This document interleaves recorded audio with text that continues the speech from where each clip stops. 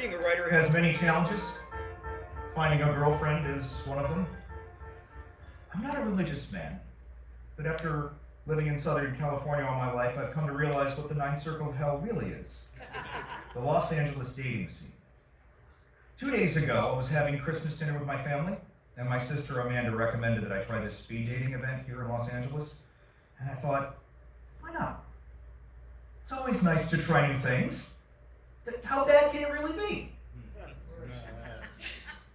I mean, I trust Amanda.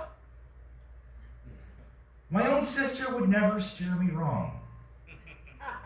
Really. Good evening, ladies and gentlemen, and welcome to Poseidon's Speed Dating Extravaganza. It's a pleasure to see such a turnout tonight. Now, let's go over the rules. All men sit at their tables, good, and a line of women joins them. After 3 minutes, the women rotate to the next tables. Throughout the next hour, the women get to choose their men.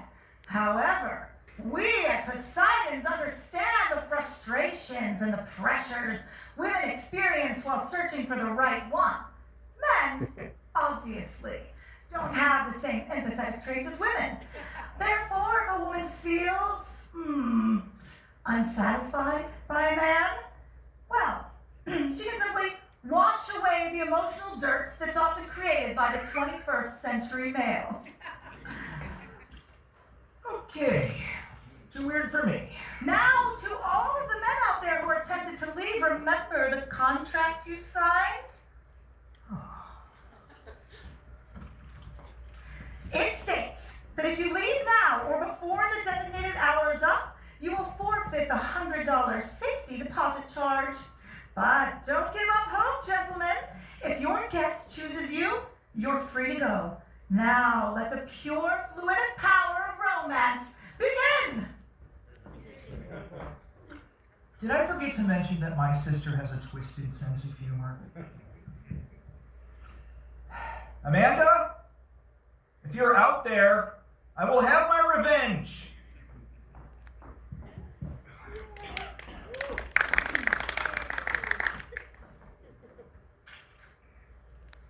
Good evening. I'm Kathleen. I'm Mike. Nice to meet you. What do you do? I'm an attorney. My specialty is the entertainment industry, specifically copyright infringement. Do you love what you're doing? Oh, definitely. I always went to the movies since I was a little girl. Combine that with my love for the law, well, it's just a perfect job for me. I love the movies too. They help me with my writing. Oh, you're a writer. What kind of screenplays do you write? Oh, well, I'm not a screenwriter, I'm a fiction writer. Fiction writer?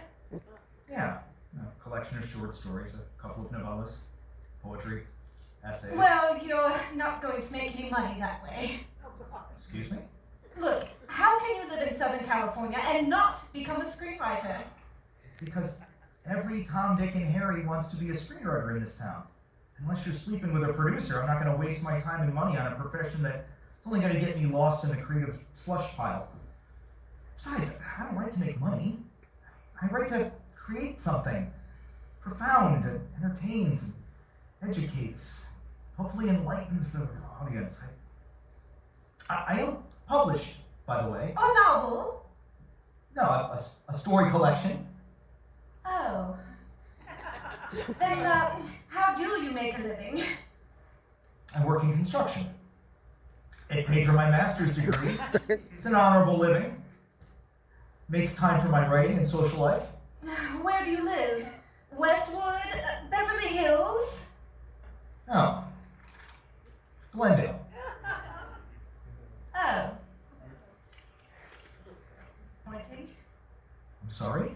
Nothing. Look, I'm sorry, but I have to follow a certain standard of living, and you're clearly not suitable for my financial needs.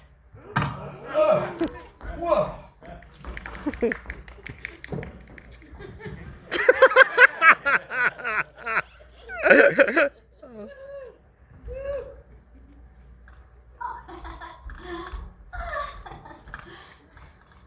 Good evening.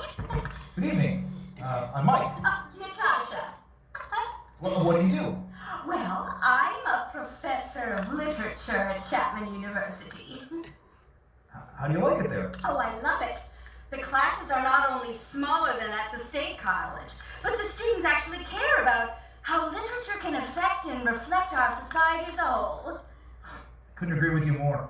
When I earned my MA at UC Irvine, both in literature and creative writing courses taught me so much about life and myself, which also influenced my writing. You're a writer!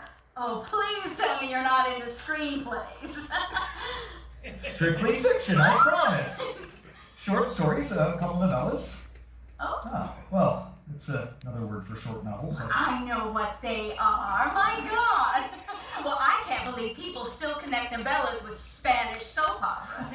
Unfortunately, yes. Now, Mike, I fear for our generation. Some of our greatest classics are novellas. Heart of Darkness, Old Man and the Sea. A Boy and His Dog. Harlan Ellison. Speculative fiction. It won the Hugo Award. Oh, well, that's genre. I don't consider that true literature. So have you been published? I would love to read your work. My first story collection made its debut 6 months ago. What's it called? A Sabbatical Through Space and Time. Sounds like science fiction. It is. What's wrong? I'm sorry, but science fiction and fantasy and horror are merely genre whose only purpose is to really... Wait a minute. Wait a minute. What do you mean by just mere genre? It's simplistic. Mainstream writing, its only purpose is to entertain. Okay. Look, hold on a second. Let's use Ray Bradbury's The Martian Chronicles as an example.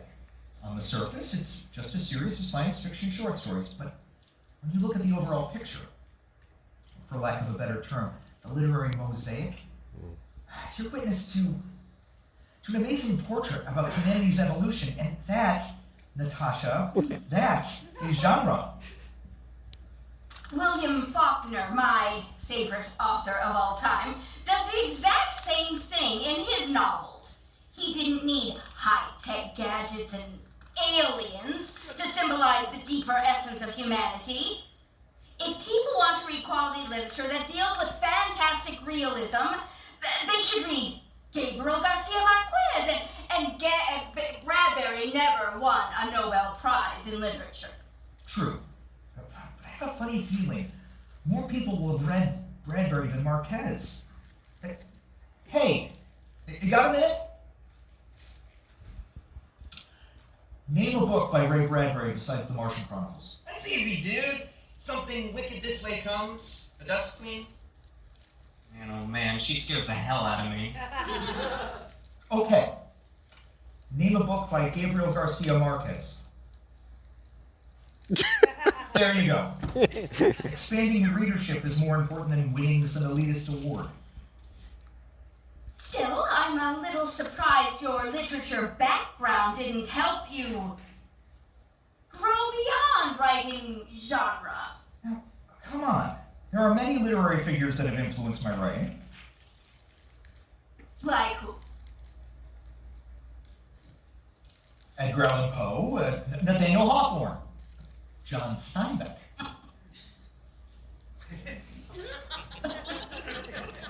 What? I'm sorry, but boys read Steinbeck, men read Faulkner. Really? Well, I also happen to like Dean Koontz, Michael Connolly, and Elmore Leonard. So what does that make me now? Sperm?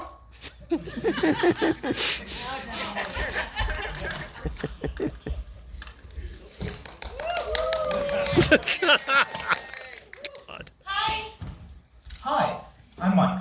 Beatrix, but call me B. I work in sales for a pharmaceutical company. My customers get the drugs, I get the money. So what do you do? I'm in construction, but my passion is writing. You're a writer. Fantastic. How long have you been screenwriting? Not a screenwriter, but I've been published. Short stories, novellas. Oh, I love those Spanish soap operas. So much passion and naked flesh. It makes me want to smoke a cigarette after I watch an episode. You know, I'm curious. Can I see your cell phone?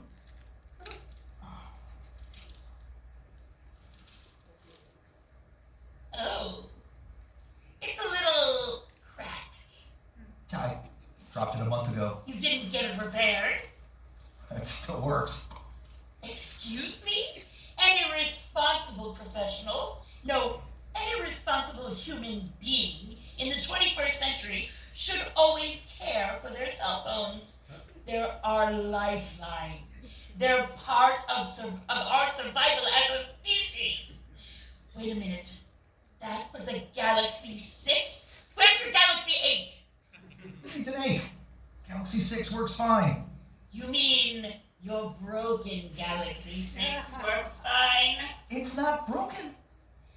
To me, and a majority of women who have good taste and common sense, it is.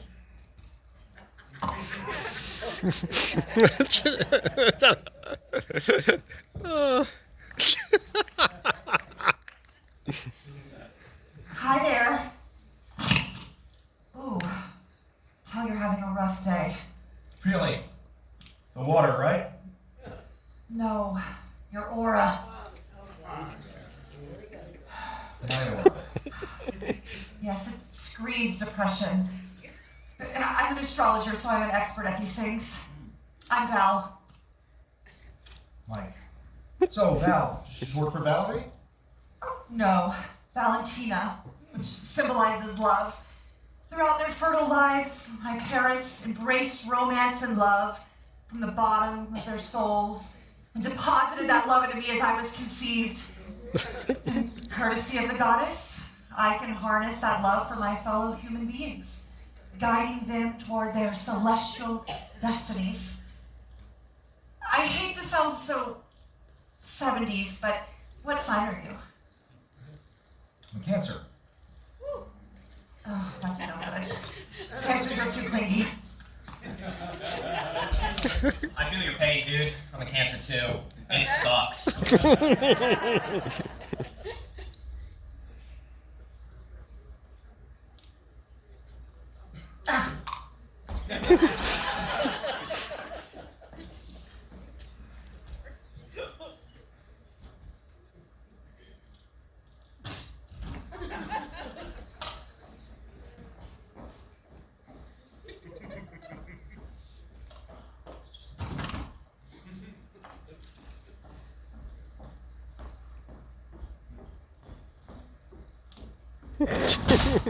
Don't die.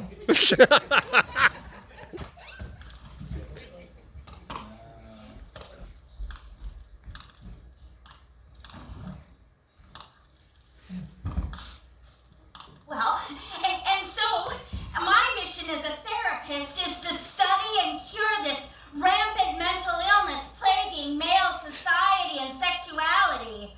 A type of raw masculine misogyny, absolutely primitive and frightening. But my cure is to make them softer, sensitive, and more, well, Like women. yes, in a way. But I have discovered that there's this certain chemical.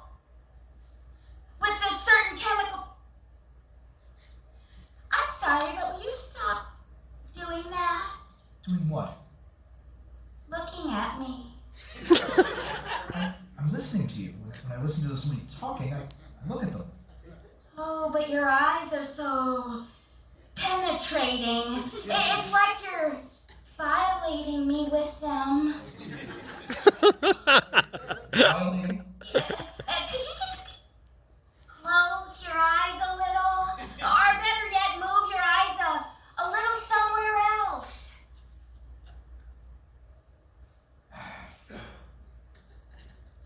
What are you doing?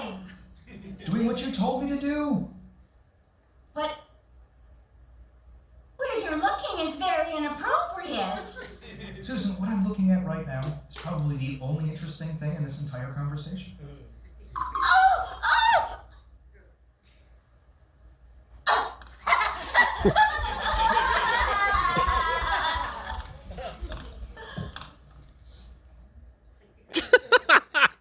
Jeez.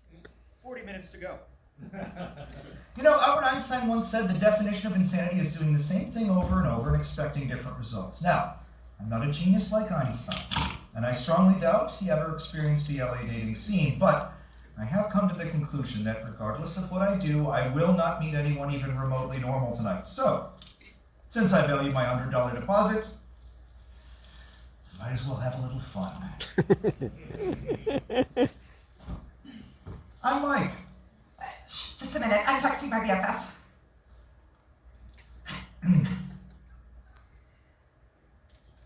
You have a sister named Beatrix, don't you? Works in pharmaceuticals? No, only child. Okay, now I have to text my status on Facebook. I'm logging every experience that happens to me here. Done. I'm Carrie. I model, print and car shows. My agent is the best. Is that a Galaxy 8? Oh, yeah, I just got it yesterday. Isn't it cool? It is. May I? Good. You're still logged on Facebook. Logging on and off of Facebook is such a pain. Indeed it is. Ma'am? What are you doing? It's a surprise. I like surprises. What kind of phone do you have? Galaxy 6. That's so old. No wonder what you're still single. Oh my god. My agent gave me gonorrhea. What a loser. So fired. My agent actually reads those posts. Please tell me you were joking. Oh, trust me, Carrie. I'm not.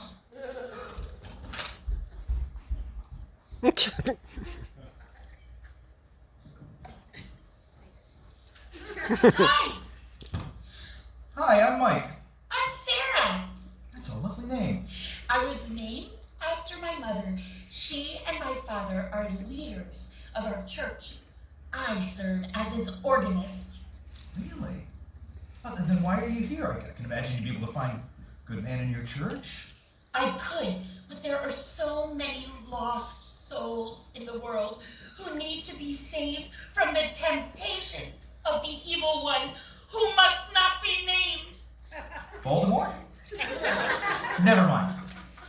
So I think it's important to evangelize and welcome into our flock as many wandering, polluted souls as possible. We must convert those poor, unfortunate people by spiritually tearing them apart, putting them back together again, transforming them, and accepting them within our precious collective. Most importantly, we must embrace the importance of love, peace, and celibacy. Come again? There is nothing more important than maintaining one's sexual purity and chastity before and sometimes even after marriage. To strengthen the spiritual bond even more for the sake of our precious collective. So, what are your interests? Well, Sarah, I like to spank my women. I'm sorry? It's true. There's nothing better than having a beautiful woman serve all my sexual appetites, for them to be my eternal slaves. And then I would teach my women the mysterious art of pain, obedience, and discipline through the power of the paddle. Hoo-wee! Until I reach that glorious moment of pure, unadulterated ecstasy. Oh, mommy! Sinner! Oh no. Madeline, Mike, look, I run my dating life like I run my corporation, with bluntness and strict adherence. When it comes to my relationships, I take control, especially in the bedroom. I demand that my partner takes my orders, punishment, and pleasures like a man. To say thank you, mistress, as much as possible. And wearing leather and clothing of any type is a plus. And also, I like spanking. Not for me, but on my man, of course. Questions? Well, Master, I believe that we'd be a perfect match, but I do have one request. Ooh, a man who makes a request always pleases me. Proceed. That after every hot, passionate, unbridled session, Yes? as we lay there, spent from our lust and drenched in our own scented sweat, Yes? afterwards, we have to cuddle. What? I feel that every sexual act is a moment of pure spiritual love that must be followed by the both of us gently holding each other, looking meaningfully into each other's eyes, and then cuddling, snuggle together like two adorable teddy bears. But we must get married first. After all, there's nothing more important than to maintain one's sexual purity and chastity. Before and sometimes even after marriage. To strengthen our spiritual bond even more for the sake of our precious collective. Pervert!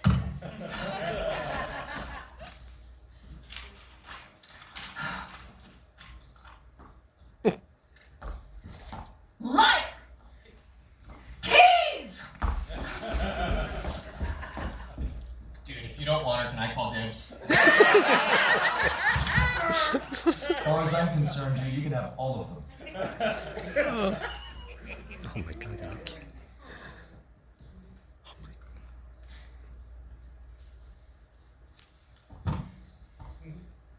I have access to hardcore painkillers if you need any. Let me guess. You're a drug dealer. No, don't you dare laugh. You have absolutely no idea what I've been through this past freaking hour. Considering who, and in a couple of cases what, I've been talking to tonight, I would be surprised if you weren't a drug dealer. Well, allow me the pleasure to surprise you. I'm a nurse. Really? A normal profession? It's only normal if I'm not doing the graveyard shift. I'm Stephanie, but please call me Steph. Oh, Mike. Besides, looking as though you went through a car wash without your car, what do you do? I'm a construction worker. Oh, that's great. My brother is a driller for an environmental remediation and similar in hours and backbreaking work. Hate to sound like a cliche, but you look like a grad student, not a grunt. It's to pay the bills. I'm a fiction writer. I do have a little background in advertising. Been searching for copywriting and copy editing, even teaching jobs, but no luck. Just freelance gigs here and there. What kind of stories do you write? Speculative fiction. Sorry, it's a combination of like fantasy, horror, and science fiction. Oh, I love all three. Asimov is my favorite. Yeah? He's one of mine as well. iRobot inspired my first published story collection. It's called A Sabbatical Through Space and Time. Oh, God. What's wrong now? Mike? As in Mike Cicero? Where the hell did you find that? I'm a sucker for a hole-in-the-wall used bookstore, and I found this. The cover and summary looked so fascinating, I had to buy it. Let me guess. 50 cents. $2. Oh. Hope for my one book yet?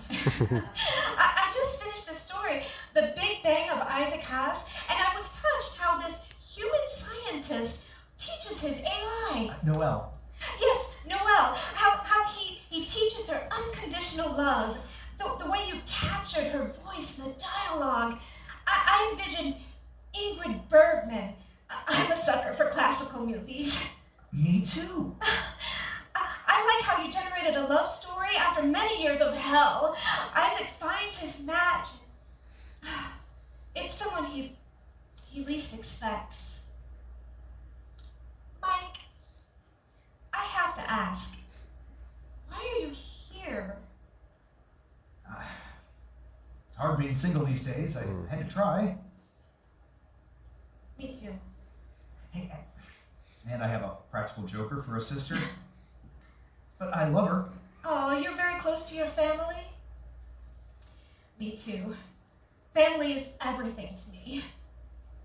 I totally agree.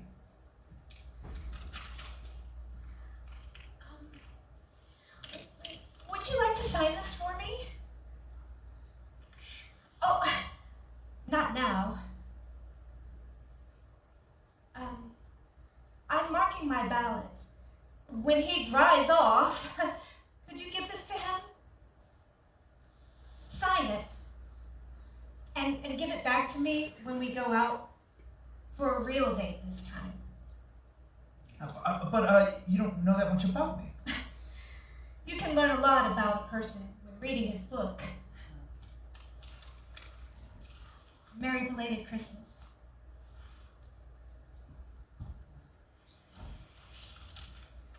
We got together for dinner 2 days later. For New Year's Eve, we went to see a screening of 2001 at the Alex Theatre in Glendale. It was then that I gave her a signed copy of my book. To Steph, as I rise from the chaos of Poseidon's domain, I thank you. Enjoy the journey, Happy New Year, and most importantly, stay dry. Hey, huge hugs, Mike Cicero.